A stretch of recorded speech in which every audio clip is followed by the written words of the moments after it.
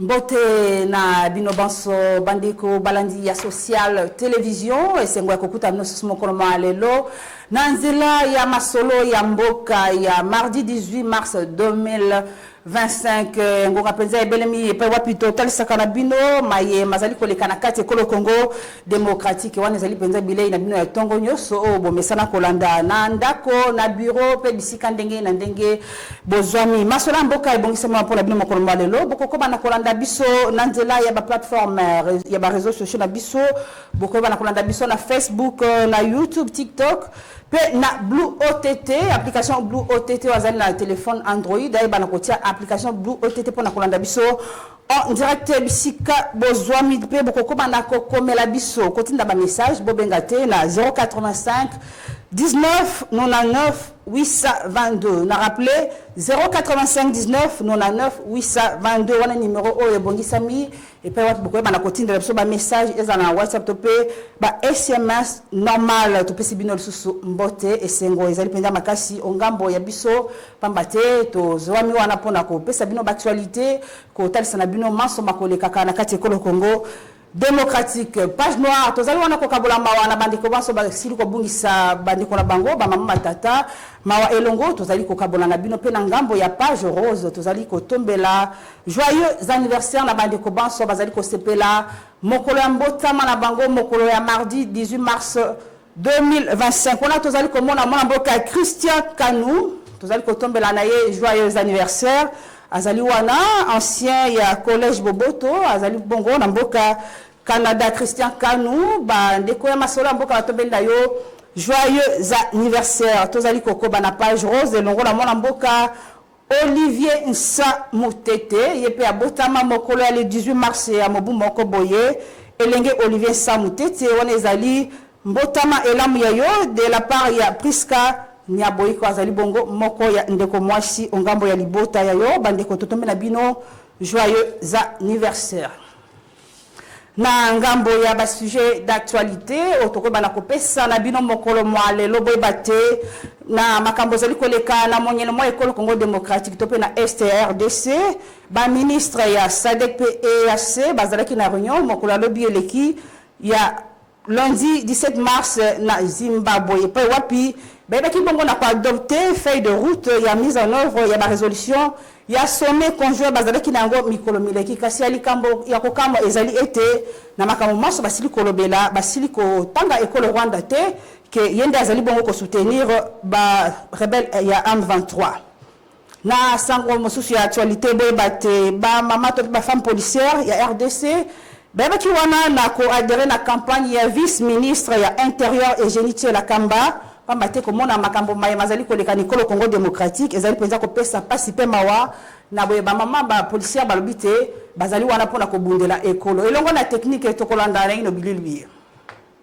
Femmes et jeunes filles dans l'armée et la police nationale congolaise a tenu à partager son combat du mois de mars avec les personnels féminins membres du réseau RFP et aussi les expliquer du bien fondé de la campagne congolais Téléma lancée par la première ministre. Le numéro 2 de la territoriale a appelé les femmes policières à la vigilance tout en notant les difficultés cadrant avec l'exercice de leur métier.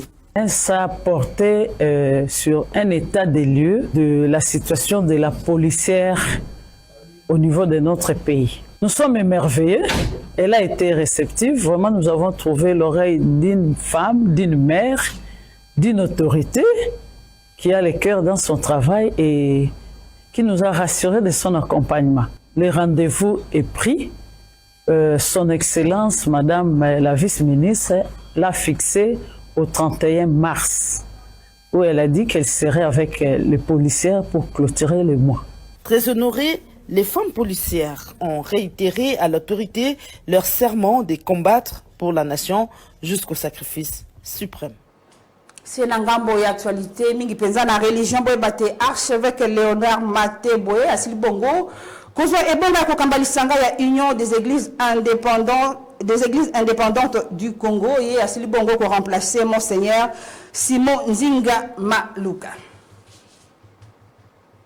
Wana ezaki basango etali actualité to lengere ko bino o mokolo malelo bandeko banani masolo ya mboka boye batie mokolo malelo tozali bongo liboso ya babianga mibasa toto pe 3 invités na loboko na ngai mwasi tozali wana na mwana mboka Alain Bombia yazali bongo chargé ya communication elisange bengami dynamique bemba président mbote na mwana mboka Alain mbote madame Pauline mbote na balandi nyonso ya masolo ya mboka pe ya social télévision wana na loboko ya mwasi pene na nga tozali na mwana mboka David Boni Tende yazali bongo moko ya banaliste politique pe coordonnateur ya dynamique de nationaliste patriotique mbote na yondeko mbote na mama Pauline Boyo mbote na ba partisan na biso tu ya nationaliste patriotique puis toujours compatir mawana bandeko na biso bazana Nord Kivu o bombe moko yebaki na ko déranger bon son après-midi à lobby merci na mama wana sena loboko mwasi tokoba na kosukisa na mwana mboka Paulin Mbumba yazali bongo moko ya ba communicateur na kati ya Union de Républicains ya mwana mboka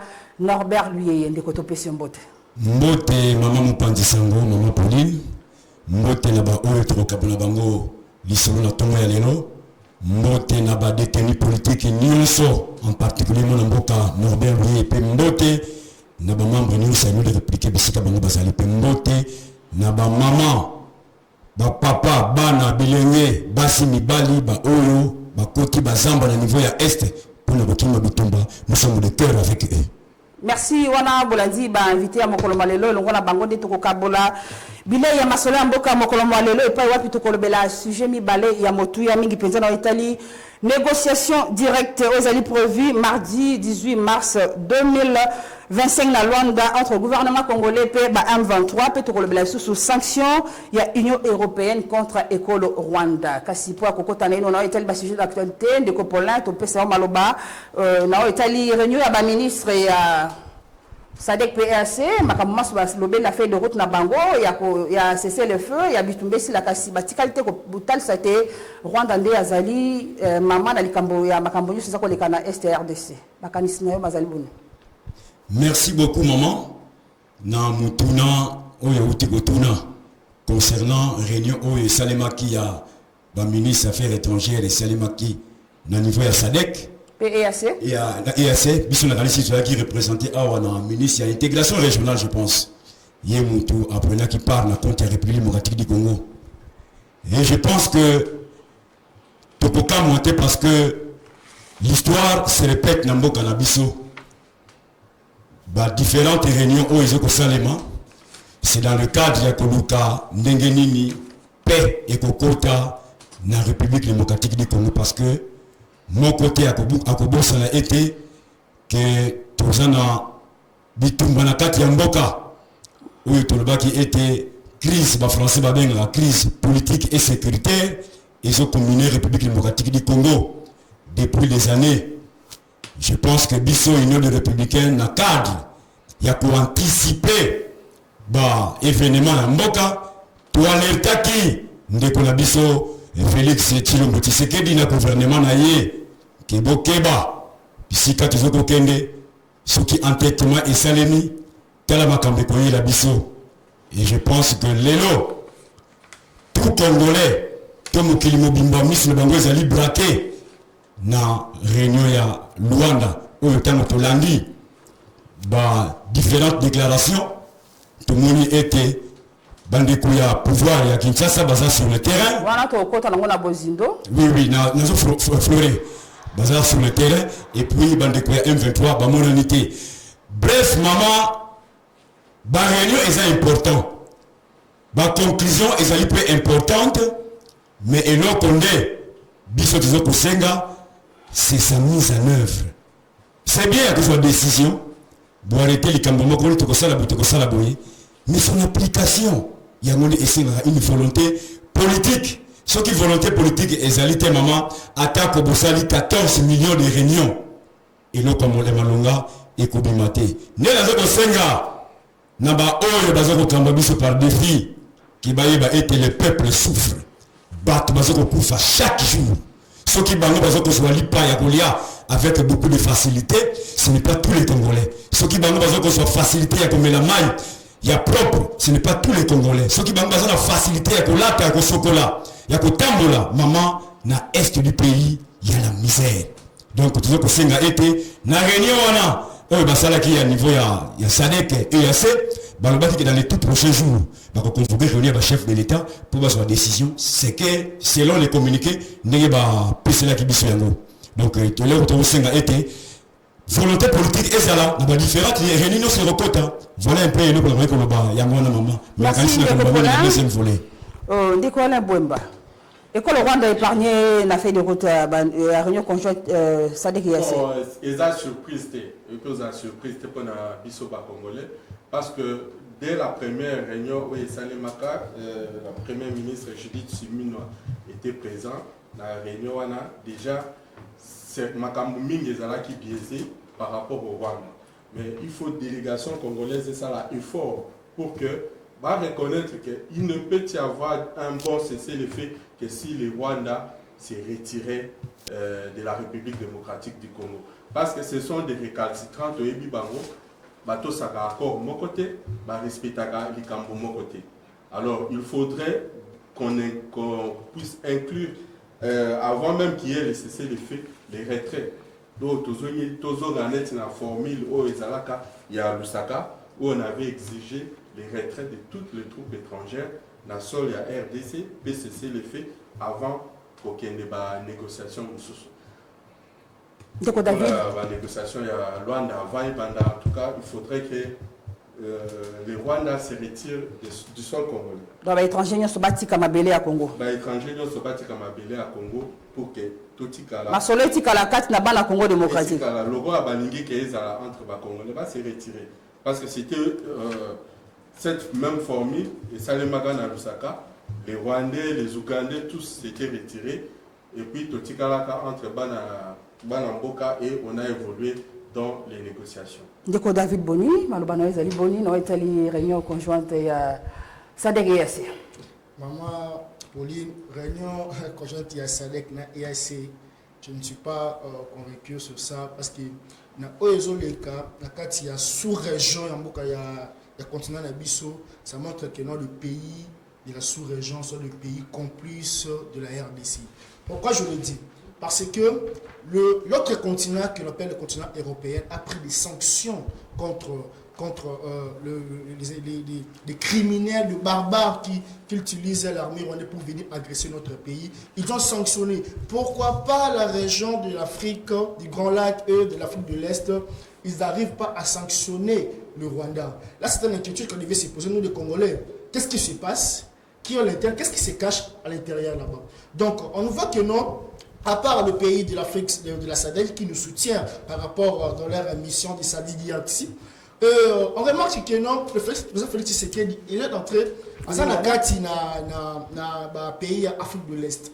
Mais dans la charte de pays Afrique de l'Est, la charte révoque que non, un pays de nous, notre communauté Nabiso, soit agressé par notre pays. Nous tous devons se réunir pour l'attaquer. Mais aujourd'hui, ça fait plus ou moins depuis l'action du président de la République, président Tshisekedi, le Rwanda a attaqué pour Mabiso, et il n'y a même pas nos pays voisins qui arrivent de condamner ou de sanctionner les gens qui sont du Rwanda. Et nous sommes en train de voir qu'il y a une complicité régionale, même si on a cédé plusieurs réunions, on remarque que non, rien ça va aboutir à notre région.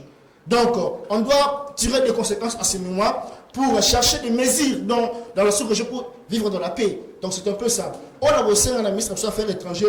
Donc, on a fait beaucoup de réunions régionales, EAC, SADC, qui n'aboutit à rien. Ça aboutit tellement au projet de moyen terme et long terme. Ça aboutit à quoi? Tandis que l'ennemi est en train de progresser. Tandis que l'ennemi est en train de tuer des populations et des Congolais. Et aujourd'hui, même l'accès humanitaire est impeccable dans la ville de Bukavu et du Nord Kivu. Donc, je veux dire que non, toutes ces réunions-là n'aboutira à rien.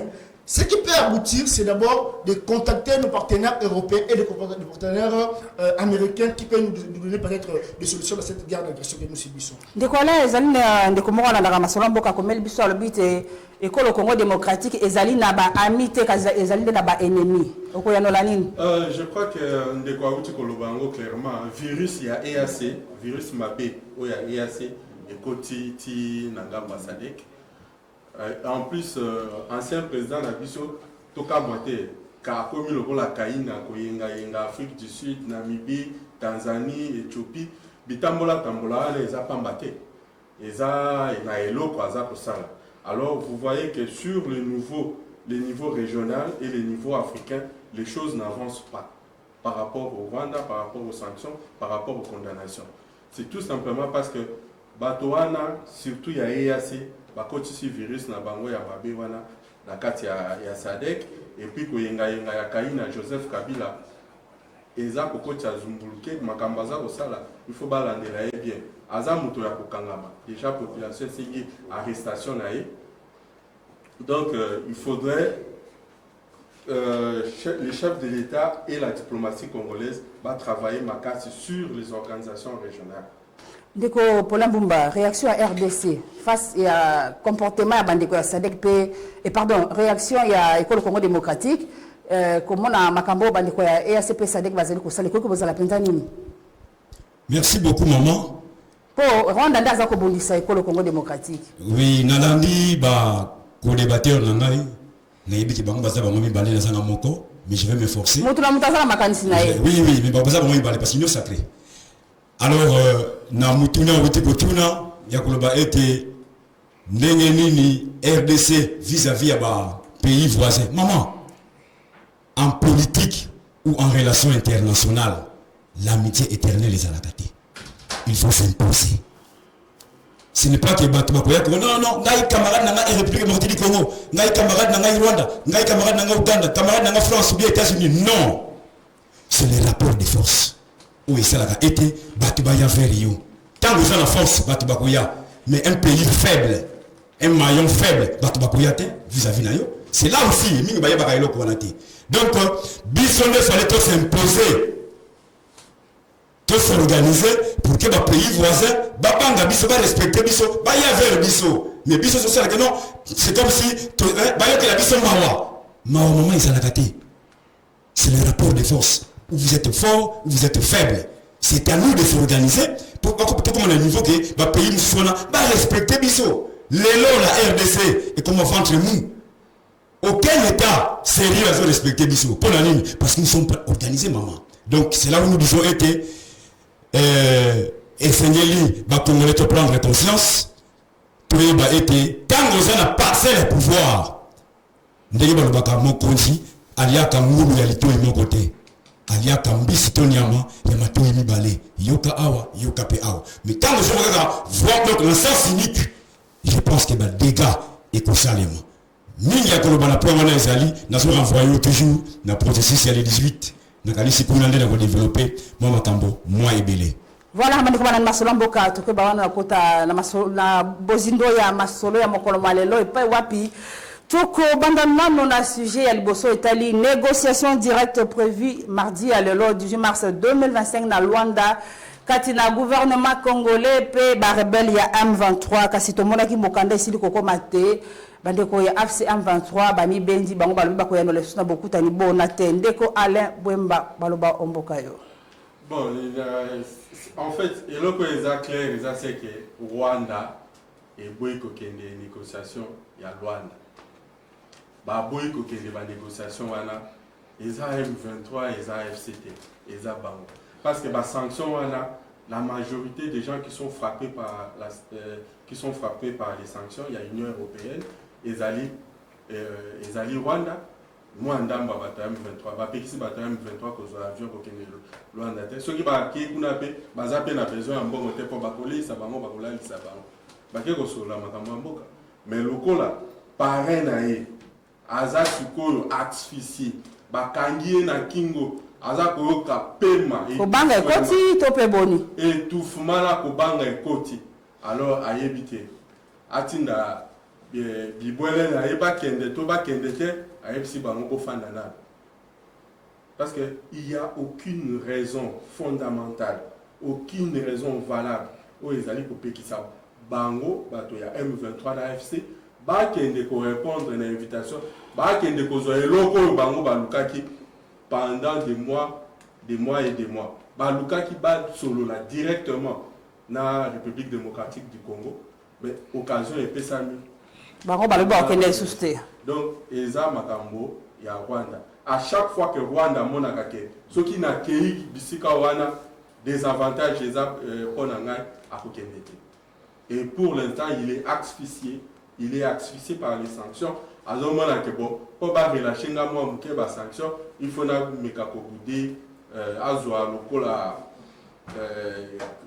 refus à l'invitation, le monnaie d'échange pour négocier. Donc, c'est regrettable pour la République démocratique du Congo, il y a des individus, il y a des Congolais de sang qui vendent leur peau pour défendre l'intérêt étranger. Ndeko David Boni, bandeko ya AFCM 23, bamoni réunion wana eza lokola motambo te. Pauline, on a les causes à pembe na mukini loko ya bina koloba keno azolo bela kambu ya rapport de force. Est-ce que dans l'air d'ici dans pour un obstacle police comme rapport de force sous région. Tandis que vous des gens du Kabila, vous avez mis ce pays en pied. Vous avez détruit le pays en laissant le couloir économique de l'Est de la RDC géré par le Rwanda, en laissant notre service de sécurité, le Rwandais qui gérait ça, et vous venez dire que non, il y a un État qui doit avoir des rapports de force. Vous avez géré le pays pendant 20 ans, parce que moi je considère que Kabila a géré le pays pendant 20 ans. Il a entré en 2001 jusqu'à 2020 gérer le pays. Vous avez sacrifié le pays. Vous avez laissé le pays entre les mains de prédateurs, d'exploités. Et aujourd'hui, vous me dites que non, le rapport de force. Moi, je pense que vous ne pouvez pas parler de rapport de force à ce moment. On doit être initié de conseil. Il faut utiliser le patriotisme en vous pour soutenir les cibles non militaires. Merci. Je reviens sur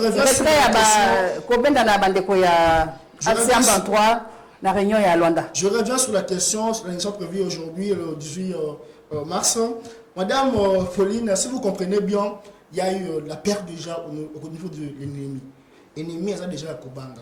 Lors du rencontre du président de la République le 11 mars à Luanda, sous l'invitation du président Lorenzo, il a proposé que non, le gouvernement congolais a négocié avec les rebelles il y a un 23. Après d'abord, nous avons eu deux processus. Il y a eu le processus de Nairobi qui nous parlait de tous les groupes armés locaux. Et il y a le processus de Luanda qui cherchait à réunir l'RDC et le Rwanda. Mais le président Kagame n'a pas voulu se présenter dans cette réunion. Et les M23 qui prétendaient être des Congolais, mais ils sont des Rwandais, ils ont refusé de se présenter dans il y a un processus à Nairobi. Et aujourd'hui, vu que le président avait dit qu'il je peux négocier avec les M23 parce que c'est un coup qui vit, moi je vais voir leur parrain qui est Kagame. Et aujourd'hui, lorsque sous la médiation le président Lorenzo, vous voyez que non, il a appelé le M23 et le M23 s'est apparu. Babi que non, Babini, on va renégocier. Papa, on va habiter. Natseba Congolais Liboso, ils ont un conflit congolais parce que moi je ne vois pas ici, moi je ne vois pas Nanga. Nanga sont des étiquettes. Moi je vois des Rwandais qui sont derrière ces messieurs-là. Et Nanga et ici, moi. Et si William ou Willingoma, moi je ne le vois pas. Et vous comprenez que non, ils étaient pressés, ça fait que non, bien sûr, maintenant on se sauve. Donc, il y a un piège. Oh, il y a 18 h 20 h il est innocent. Donc, il y a un bateau, mais le président, lorsque le président lui-même est censé avoir beaucoup des efforts, que c'est Kagame, c'est Kabila, c'est qui sont derrière l'AFC M23, il va empêcher de quoi. Vous comprenez que non, il venait pour négocier et le sauver, le poids sauver pour Nabango. Mais en regardant qui est comme le parrain, donc leader moi, il y a M23, avec la Messaouli Ngoma, il y a Bissimwani, il a été sanctionné. Directement, on a empêché le dialogue. Et on finissait pour chuter. En date de 16 mars, le président Kagame fait un discours, c'était le dimanche, je ne me trompe pas. Il est en train d'appeler sa population de serrer les ceintures. Marchand Boubou, tu l'as dit ça. Vous m'avez poignardé sur les dos. Et aujourd'hui, l'Europe a laissé le Rwanda. Pourquoi il a dit ça? Il sait qu'il est en danger. Mobutu l'a fait trembler dans ces régions en collaboration avec des Occidentaux.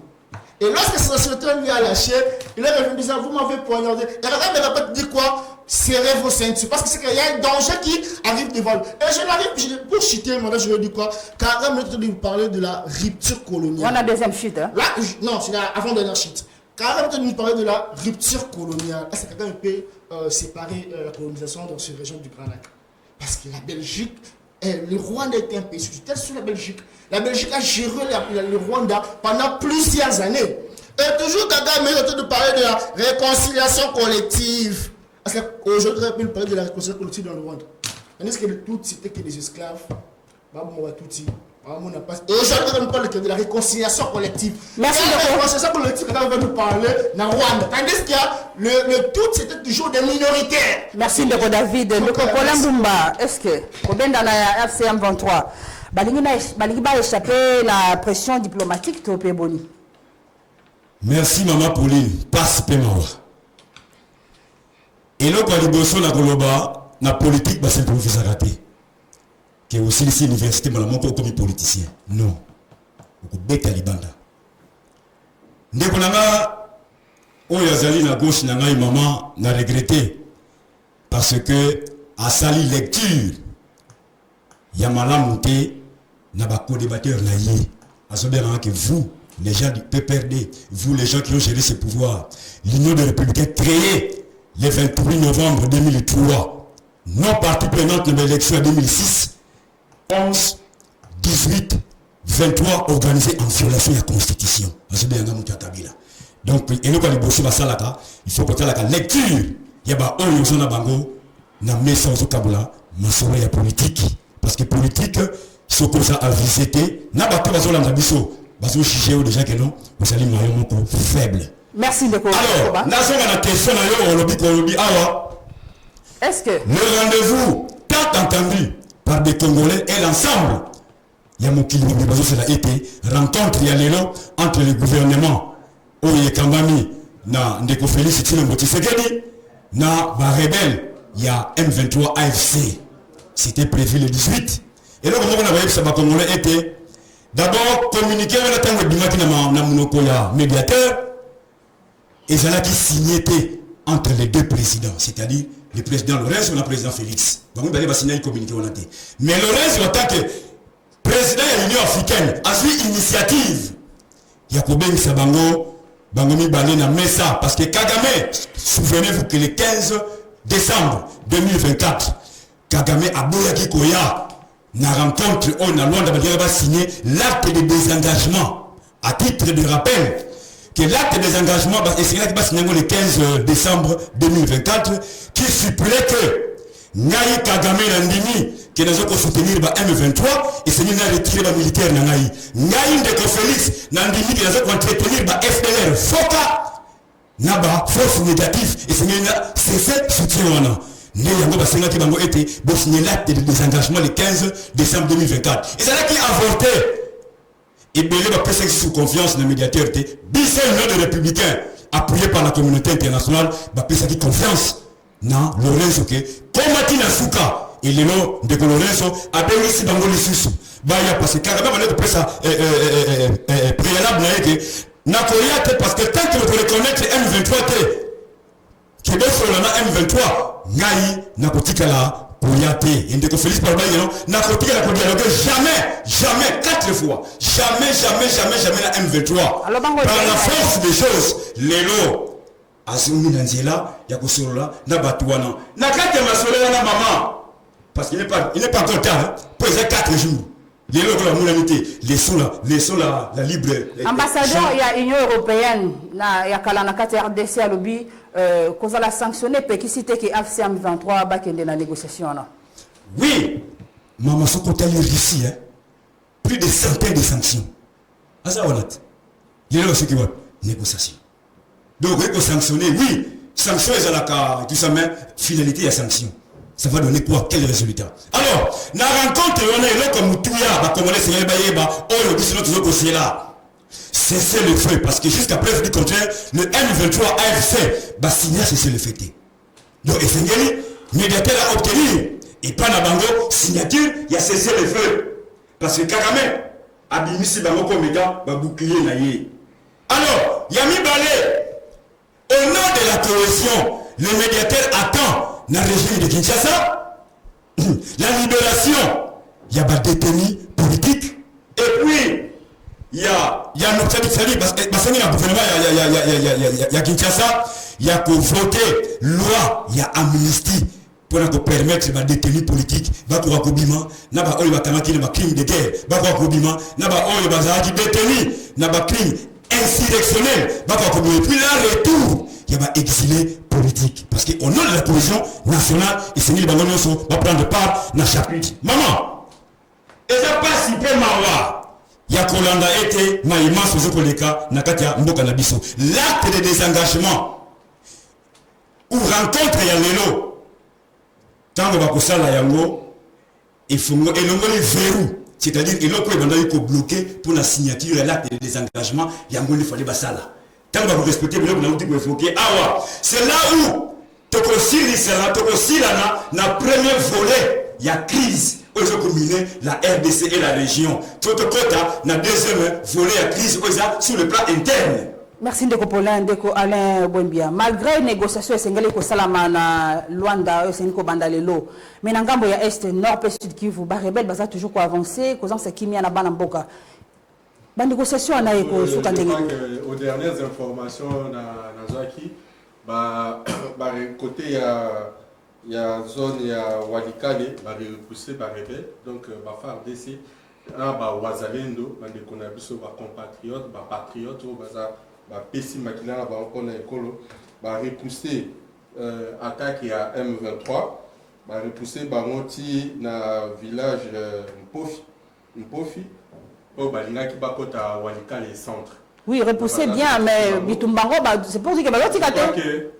Il faut, avant toute négociation, obtenir, je le disais tantôt, obtenir cesser les faits et les retraits des troupes rwandaises. Toutes les troupes étrangères, Sadek, Azaki déjà par résolution, Yakobenda, Mapinga, Naebayaki, Rwanda, Abenda, Mapinga, Naenyo surtout. Parce que les M23, c'est une coquille vide, même pas dans les militaires. Bakomi pour recruter, na Makas, na Est Yambo, Canabiso. Bakomi kokende kozwana bato bazala na bokono na ba hôpitaux pour kaka ba kota na rana bango parce que ces combats là et puis na makasi hein parce que bitumba na bango eza bitumba ya peuple te eza bitumba ya peuple te eza bitumba ya Rwanda batika kosala buzoba wana alors il faut obtenir cesser les faits obtenir retrait il y a ba troupes rwandaises pe ba na kokota na ba négociation qui ne représente absolument presque rien en tant que comme revendication parce que nous sommes dans un état démocratique. Donc il y a une élection. Ceux qui nous donnent le pouvoir, c'est la élection en 2028. Il y a une politique qui est sensibilisée, qui est mobilisée à travers tous les pays. 2028, on doit pouvoir. Déposer candidature, Mayo. Déposer candidature au sein du peuple pouvoir. Il n'y a aucune raison pour que Nanga qui a été président et assigné ici, aucune raison fondamentale. Depuis Tofandi Awa, plus de 30 ans, Bape Sabiso, nombre ya Babanya Moulenge au Bakoufi, au topé des faits précis, au 1300, 400, 500, 1 million de Banyamulenge étaient tués par je ne sais pas qui et qui. Mais il y a eu plus de 10 millions de morts de Congolais dans l'Est, des Nandés, mères. C'est un génocide qui se commet à l'Est. Et qui est l'auteur de cette histoire? C'est Paul Kagame, avec le Rwanda. Et des Congolais vont se faire des partenaires pour continuer à soutenir ce type, pour continuer à donner des béquilles à ces messieurs. Non, il faut que ça s'arrête. Voilà, il faut que ça s'arrête. Wana malobaya mwana mboka Alain Boumbia. Tuko bana kokota na sujet ya mibale bandi ko bana masolo ya mboka o etali mingi penza sanction ya Union européenne contre École Rwanda. Ndeko David malobeza na ngambo na yo sanction ya Union européenne et pas ya bande ko Rwanda. Ezali quand même initiative il faut qu'on ndima yango. Oui maman ezali pas munene. Ezali pas munene na ko bana ko fulisa ba batozolanda biso na bandako ke non AFC 123 de club na butu ba déjà koboya déjà négociation via ba sanction donc oui ba kena ba déjà na kobanga déjà ba koyati parce que ba sanction zolanda bango 3 jours ezana no 3 jours ezali da c'est la première jour ba monanité ni la sika libre so via ba ya wana merci le ba ki muta ki maso avion pas les ka ko bongsa na ndenge na ke parce que bango peut-être vous avez au Kaboul des places on a besoin de revendiquer le comment roter ba revendiquer wana ils au Kaboul mais pendant la sanction il y a une européenne c'est une action à féliciter parce que na kata sous région awa zatana communauté moi côté bien pour sanctionner ba toi là ça la atrocité parce que le premier pays ba d'accord qui nous pour sanctionner ba individu c'est d'abord le Nairobi c'est l'Ouganda c'est le Kenya qui devait d'abord faire des sanctions avant que l'Europe puisse réagir vous comprenez que non vu que ça la complicité complicité sous-régionale au Kenya vanda pour na conduire Congo depuis plusieurs années et on dit que parce que on a sanction totalement lelo nanga il a la facilité d'aller à Bukavu à Uganda il a la facilité d'aller à Kenya parce que ce sont des pays protecteurs il y a Rwanda il y a rebelle mais l'Union européenne au de sa musique ya continent na biso au de benga lo ba colonisateur bani ba jure ko lever ba sanction likolo ya ba criminel na bingo ba tomboki. Ils ont activement pour soutenir, activement pour encourager pour la sanction et pour et encore même pas et pas apparaître na bango pour soutenir bango pour na bango na mabele na bango. Vraiment j'encourage l'idée, moi je me que non ba peine à sanctionner ba entreprise la monde sanctionner entreprise moi ça or là c'est la minéral à biso or ça ba sanctionner c'est un félicité mais d'autres entreprises exportent ba colbat na biso pour ça ba téléphone bon ça la cher wana ces entreprises doivent être aussi suspendues sur le marché international.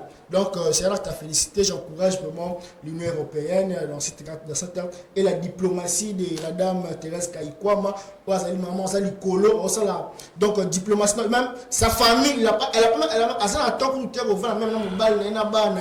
elle se sacrifie pour notre pays. Maman, courage, merci pour Zali, maman.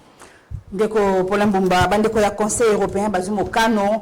Il y a quoi imposer ba sanction par les responsables rwandais bon bazali penza ko semer terreur bazali ko kotsa insécurité na RDC pe contre ba société au bazali ko teka ba minerai ya mboka makanisi zali malamu to mabe. Merci beaucoup maman.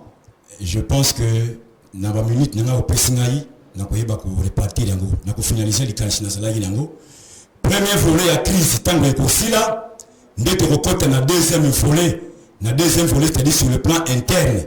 Oyo basengi na biso un dialogue politique oyo Union africaine asisa koyebisana président oyo azali na président Lorenzo azali médiateur actuel qui va pouvoir revitaliser l'accord cadre d'Addis Abeba. Qui dit l'accord cadre d'Addis Abeba et l'Obinini, il faut un dialogue politique global et inclusif de toutes les parties prenantes congolaises en conflit. C'est là où on dit le Conseil de sécurité des Nations Unies a projeté réunion le 4 avril 2025 pour la marteler, pour la faire un coup de pouce dans le dialogue oyo yonangai tovani tozoko cela.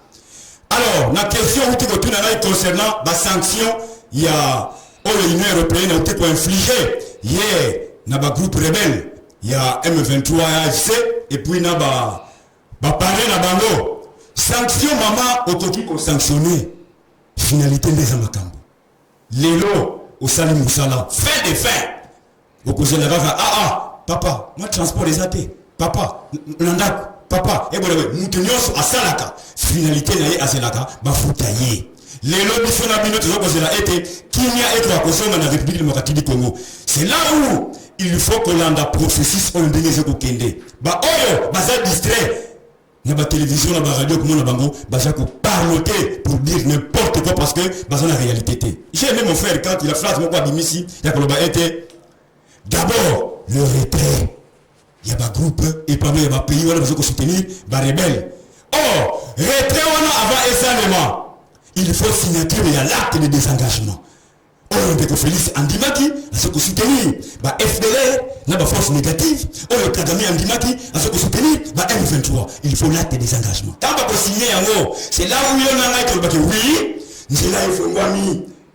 Parce que Lélo, ne rigolez pas ou bien pour ça nous recueillir. Ne mouya Lélo, ne pas tout persuader que Babini. Attention maman, nous sommes en politique. La politique c'est un tout. Ils sont dans ma bébé. Quand tu as un aspect ou face A, il y a l'autre côté. Il faut que tu aies face B. Il y a l'autre sur le boko A. Si tu as une couleur, il y a pomme dans la demain ou ballon de ciment. Deux couleurs différentes. Donc la politique est vaste. Il y a une agence pénatée. Donc il y a tout pour la tout précédé que Babini et que Bati Kibiso n'a armé encore fragile, infiltré. Maman, ils passent. Ceux qui te ont marqué le pas, nous risquons d'être surpris. C'est là où nous disons été seule voix. Oyo, l'Union républicaine a boumé là depuis les années. Il y a dialogue politique, il y a accord cadre d'Addis Abeba et comme nous savons, la crise politique et sécuritaire autour de Yango. Et nous sommes confiants. Maman Lazana Moko. Nous sommes confiants. Dans la rencontre, il y a le 4 avril. Nous l'avons mis. Bozami Satondeko. Alors, la déclaration de la Bango. Alors, le 4 avril, le Conseil de sécurité a martelé pas coupé sa dos pour le dialogue du Sénat. Et nous sommes confiants que la paix reviendra en République démocratique du Congo. Merci Ndeko Alain, Ndeko Paulin, Ndeko Alain. Sanction na école Rwanda et comme Makimia quand même na RDC. Bon, sanction na. Oh, yenda za auteur ya makambo ko le canaiste. Sanction na école Rwanda, il faut de plus en plus renforcer parce que il faut asphyxier le gouvernement rwandais, voire même que le peuple qui souffrir pour na makambo wana. Et qui permettre que Rwanda, ce qui a moniqué, il est qui mingi, à retirer d'abord les troupes. Parce que ça, c'est le plus important. Il faut qu'il retire ses troupes pour nous permettre de parler entre nous, entre guillemets, pour ceux qui sont congolais et qui ont des revendications congolaises. Mais ce que je regrette, c'est que ces sanctions viennent en retard. N'a évité. Chaque fois, ceux qui makambo ya agression et bandit, Union européenne, Batouana Bapé Sakaba sanction toujours en retard. Il faut baser la Goma et Koya, il faut baser la Bukavu et Koya. Je me demande, est-ce que c'est toujours dans leur plan de faire des choses pareilles? Il n'y a pas un combat entre Tshisekedi et Paul Kagame. Pour neutraliser, moi, pour Bango, donc Bango égal. Non. C'est un problème, le peuple souffre. Kagame, en tant que vampire, se nourrit du sang des Congolais dans l'Est et de nos minéraux. Il faut que ça s'arrête. Et ces sanctions doivent demeurer permanentes pour ceux qui goment et ceux qui bukavu. En parlant un peu l'Angeli, on dit que le FDLR. Biso tondimi makamba ba FDLR parce que tu es dit que tu as un FDLR combien de fois au lieu qui attend na actualité ba FDLR ba sali incursion na Rwanda to ba kenaki na Rwanda ba bomi to mutu moko to ba tuni pali pour que base à la danger pour la Rwanda. Nous avons accepté ça pas parce que nous avons accepté ça pour finir le kuta ya Kagame pour na kosil ça le kuta na comme memaye na suka to lobi boyaka to sini parce que nous savons que nous ne soutenons pas des FDLR dans ces pays. Koyoka bandeko ya Union européenne ko sanctionner ko le Rwanda oui ils ont toyoki kasi ça jusqu'à présent na bateau baza na mabele ya RDC baza ko sala mineral na biso baza ko iba ti ezali ti sikoyo na minute baza ko continuer baza ko iba pe bandeko ya organisation Saint-Thierry Centri elitaka contre exploitation contre la corruption, Saint-Tri, à Sengaki, na gouvernement américain, puis na gouvernement britannique, va emboîter les pas de l'Union européenne. Parce que ceux qui va sanctionner l'Union européenne, les alliés, le gouvernement britannique, à l'Union européenne, on dépend de vrai parrain de Kagame. États-Unis, na Grande-Bretagne. On est forger, créer Kagame. Centri ezali kosenga na gouvernement américain puis na gouvernement britannique kolekana ko sanctionner parce que depuis guerre ébandie Rwanda s'est abimisi 800 millions en termes ya tonnes d'or à exploiter. Ya ba minerai na biso. 800 millions. Donc Centri ezali kosenga na gouvernement États-Unis na Britannique ba ko caper ko renforcer ba sanction wana pour que makambo oyo tokende nango na suka mbalao. Ndeko Paulin Mbumba to mon gouvernement na biso sepeli na idée o bandeko Union européenne bazui kasi est-ce que ça suffit ka ko sanctionner Rwanda ou bien ezali pe na bato musu baza sima ya Rwanda? Merci beaucoup maman. Je pense qu'il a complété là qu'on est pendant au Tikoloba. C'est depuis le mois de juillet 2023 que le gouvernement congolais avait accepté qu'ils entretiennent des FDLR. Donc depuis le mois de juillet 2023. À l'époque, le Tundula, je pense que c'était le Tundula, ministre des Affaires étrangères, qui était parti accepter au niveau de Luanda et confirmé par Ndeko Félix. Donc, et là, ceux qui ont moni, Ndeko Kagame, Andimi il fallait pas signer l'acte de désengagement parce que de part et d'autre, c'est là où il fallait pas signer l'acte de désengagement parce que non, je viens. Ndeko Kagame pour aller la troupe. La troupe au M23. Ndeko Félix peut appeler sa solution à FDLR. Andimaki qui a entretenir la force négative. C'est ça la politique. Et puis, traite la mission Zawap. Quand on rencontre le 15 décembre 2024, ils ont qui avorté. Kagame a mon équipe de Félix a mon équipe après, tu le Gomé Koyi, tu le Kabuka Koyi. Traite la mission. Ce qui va donner pour mon amitié. Qu'est-ce qui va y arriver demain? C'est là où nous craignons. Biso pas qui partout, tu le dis qu'il y a. Tu le dis que la politique, quand on veut marquer le pas, place nous n'a pas tenu au éviter, à cause de prendre. C'est là où tu as aussi un gouvernement. Il faut la volonté politique pour la mettre de l'avant. Pour la sanction, l'Union européenne a outil et que ce soit pour la Rwanda d'entreprise et tout ce moment. J'avais déjà dit ça en amont. Que la sanction, oui, c'est bien pour la sanction. Finalité, le Congo a besoin de la paix. La région de Grand Lac a besoin d'avoir la paix. Qui n'y a toujours qu'au Senga. Ce qui n'y a pas, égalité, maman, a besoin de 1000 sanctions. Il va porter quoi? Et n'oubliez pas que le fait que le gouvernement congolais avait accepté pour soutenir la FDLR, ils ont des antécédents avec Kagame. Les sanctions aussi au niveau de Kagame. Il y aura des gens qui seront sanctionnés. N'oubliez pas que le procureur, il y a ces prix à autour de l'élément. La boîte de Pandore, Makamoussi, soyez là qui a. C'est là où je dis que maman, Mboka Oyo, c'est l'unique nation. Oyo Nzamba Pesa Biso. Oyo Bakondo Etienne Tshisekedi de reste mémoire. Bakizenga Balumungo Batiki la Biso Bakasavubu. Mboka Batiki la Biso. Nous avons le devoir. Il y a que préserver Yango. Surtout, il y a que préserver que le fond l'unité nationale. Oh, l'unité nationale. Et il y a qu'à pour réquiser Batoumoussou. Non. Nous devons nous mettre autour d'une table pour une solution globale pour que paix et pour accueillir Nambo Cannabis. Accord cadre toujours. Maman, on est à Cléboa. Merci de Copolan, de David Ongo Baxani, Yamboto Koba message à Mokololo. Ce qui n'a pas contredit Moukir, on doit s'appeler Nangaïbina Koloba.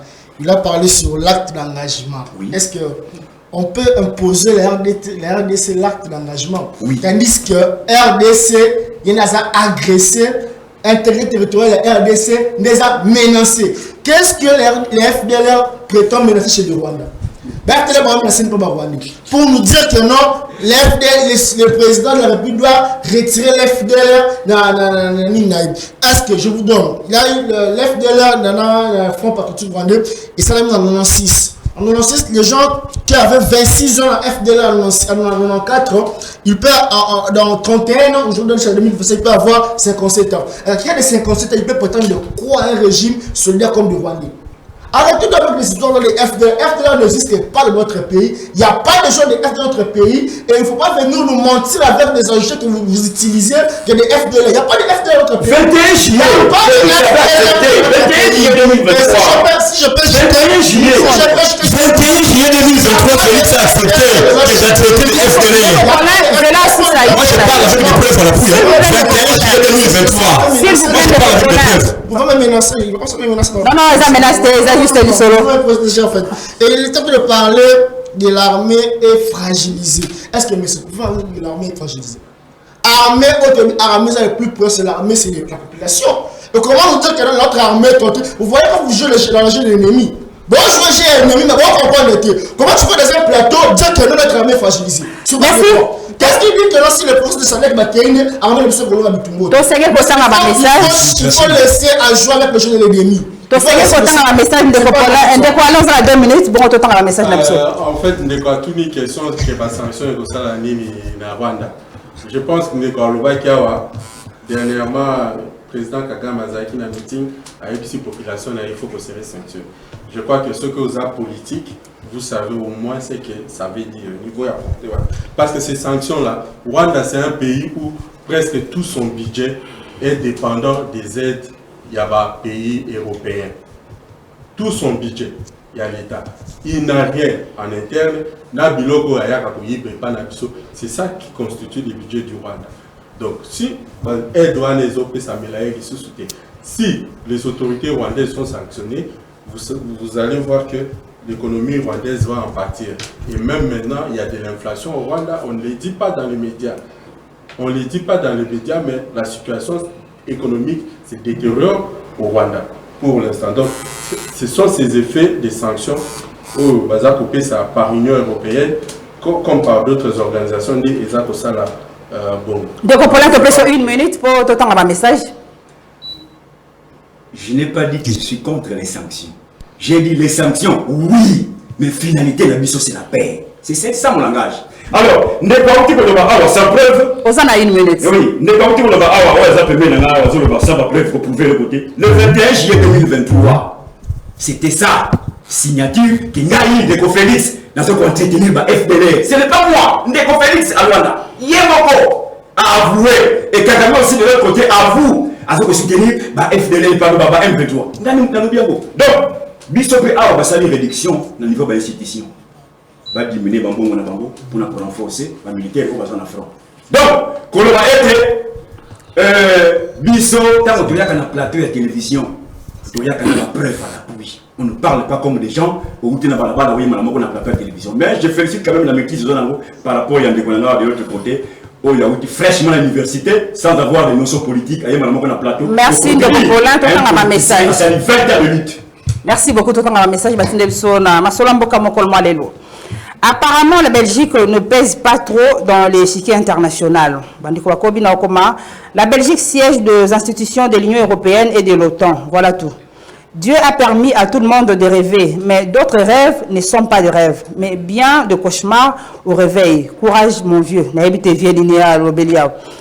carnet de revendications est connu. Si la délégation gouvernementale est forte, ils seront écrasés et devenir ridicules parce que tout Congolais a compris, sauf quelques marionnettes qui bouffent encore à la mamelle du Rwanda. Si vous êtes Congolais, vous ne pouvez jamais être d'accord avec le tuerie du M23 sur nos frères et sœurs, même si vous n'êtes pas d'accord avec Félix, à moins que vous soyez insensible et tirez profit de ces tueries.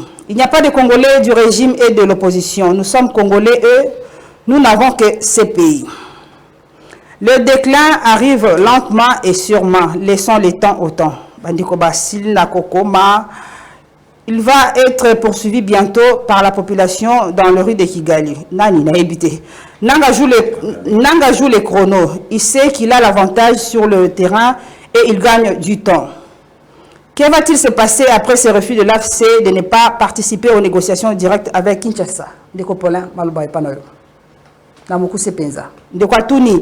Que va-t-il se passer après le refus de l'AFC de ne pas participer aux négociations directes avec Kinshasa? Les gens médiateurs, maman, les gens quand il y a médiateur, parce qu'il y a des gens qui ont convoqué qui, et surtout à son expérience en matière de négociation. Donc, tout le but était, faisons confiance au médiateur, basé à 4 jours, le premier jour, jusqu'au 21 mars. Donc, total, là, dans les tout prochains jours, qu'est-ce qui va se passer? Merci, Mme Kobakobi. Le M23 AFC va continuer à progresser. Si le gouvernement congolais avait-il prévu un plan B au cas où, donc ce qui est invité, le gouvernement prévoit de quoi là?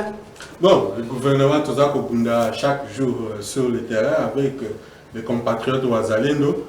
Le gouvernement va défendre et Mboka et tout. Donc, il n'y a rien à...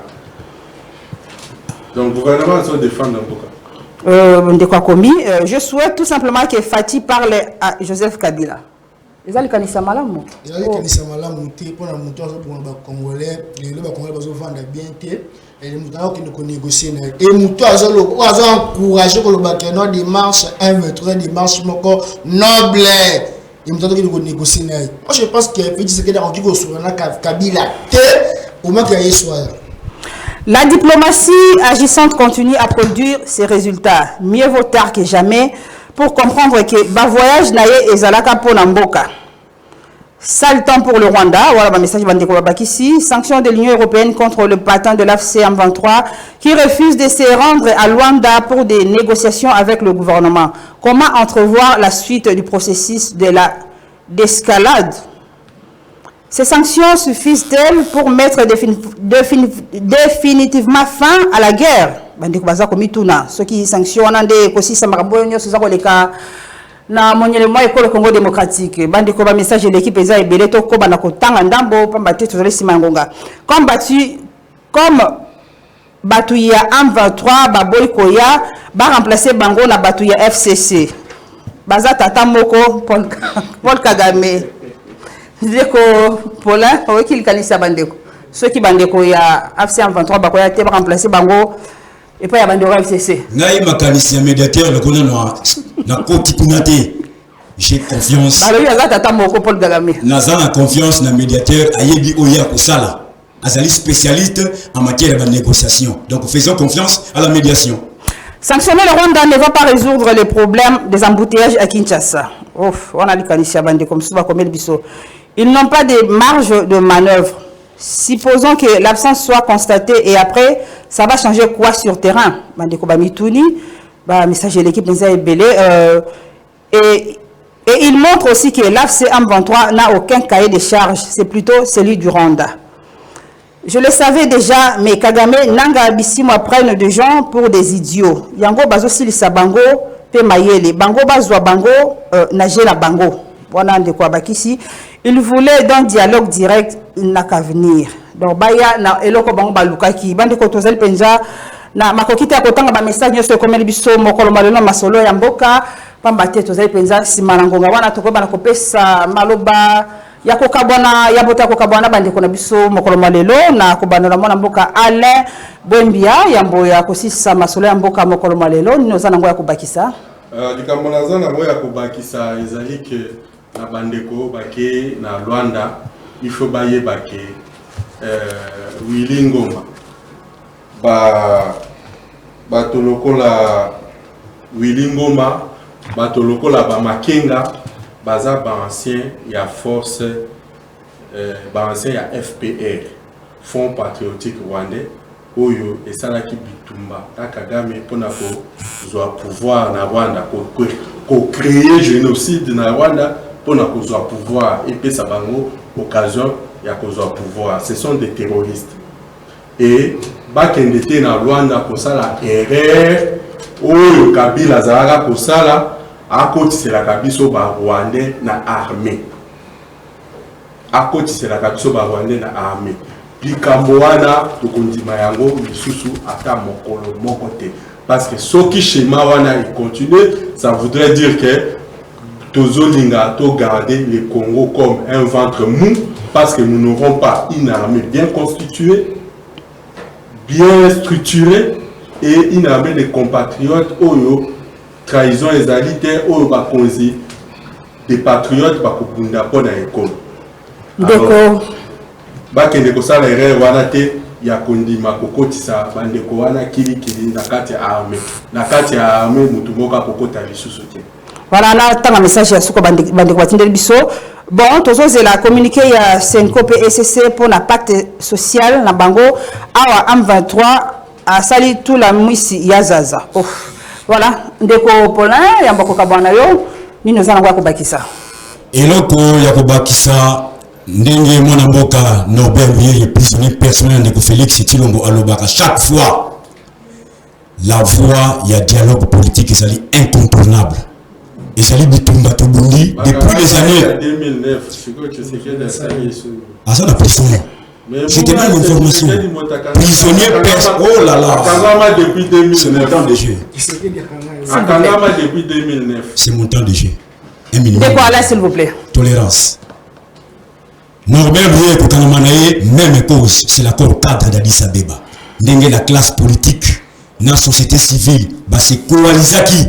Pour combattre l'accord cadre d'Addis Abeba. Et aujourd'hui, le monde est témoin que Bitumba Yamon Mboka Norbert Bouye est prisonnier personnel de Félix. À la question dans le monde que si Bamindele va transférer, Congolais va savoir, Congolais va savoir c'est vente en guerre, on va Congolais,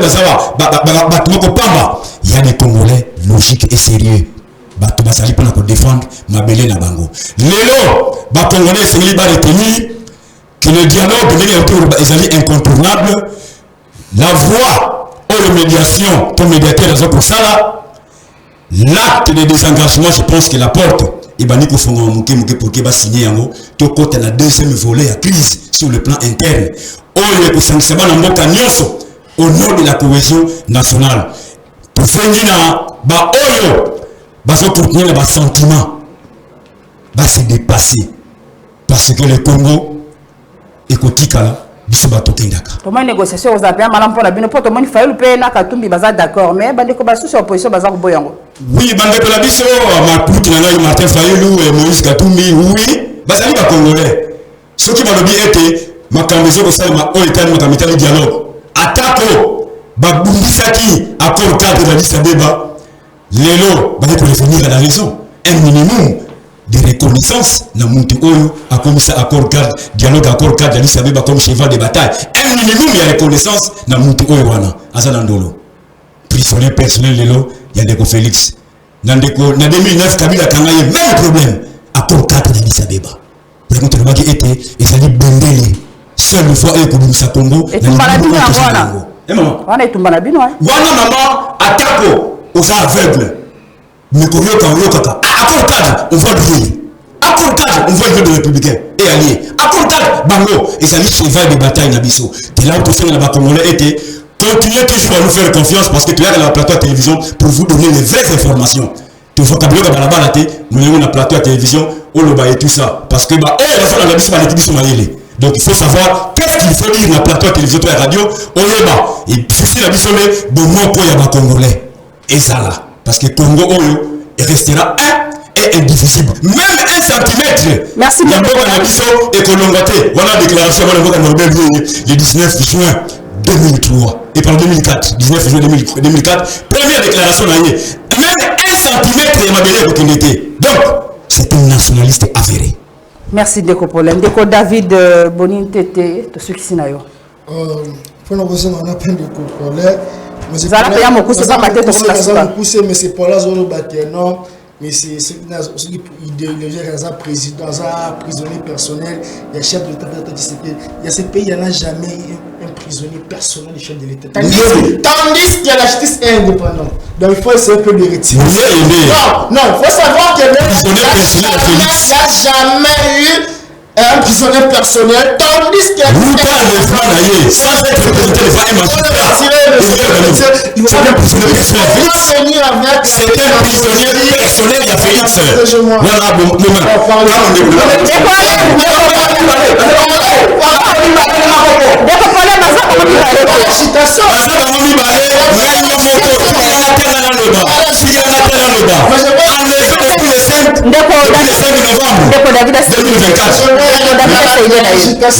Voilà, non, l'agitation, je vous fais là que il est prisonnier personnel. Prisonnier personnel avec Félix, c'est sans être représenté devant un magistrat, maman, c'est le niveau de l'histoire de la famille. Merci de Voilà, de David, il n'y a pas un prisonnier. S'il vous plaît, de David. Il n'y a pas un prisonnier. Prisonnier personnel. La justice est merci de je termine, pardon. J'essaie un peu d'interpeller qu'est-ce qui s'est passé. La division urbaine et transport envoyé des gens des agents de l'ordre. Kolanda Mutulibanda, Tina Katia, il y a division de l'institution provinciale pour créer psychose, désordre terrible. Les gens de la, je pense que c'est là, les gens de la ANR, il y a hôtel de ville, ils ont créé la psychose terrible et même des agents, des fonctionnaires qui sont à l'extérieur. Donc, je ne sais pas. Parce que par exemple, si les chefs de problème des alliés. Problème des alliés, c'est que les agents, il y a transport, on va dire qu'on va dire banda, et agents qui mis la carte, il y a Nini. Bah là, il va peut-être la carte. Et je sais aussi d'interpeller sur les embouteillages qui se passent dans l'Afrique quand on discute ça. Je veux remettre ça. Je veux remercier Missala, le gouverneur, le vice-gouverneur, la réputation sur terrain. Mais ce qui nous dérange, ce sont des trous qui se passent dans la ville de Kinshasa. Il faut que on appelle tout le monde appelle pour Makeno. parce que ça vous moi boulouana et ça me sala ma sala so ko ça ko mo mo sala faut pas ça je te tambo to moi faut pas ça moi sala de dire qu'il t'a fait bon merci de David merci beaucoup Doko pona to na suka. Doko bonga. Sema le monte biso le bonga. Doko ina suka.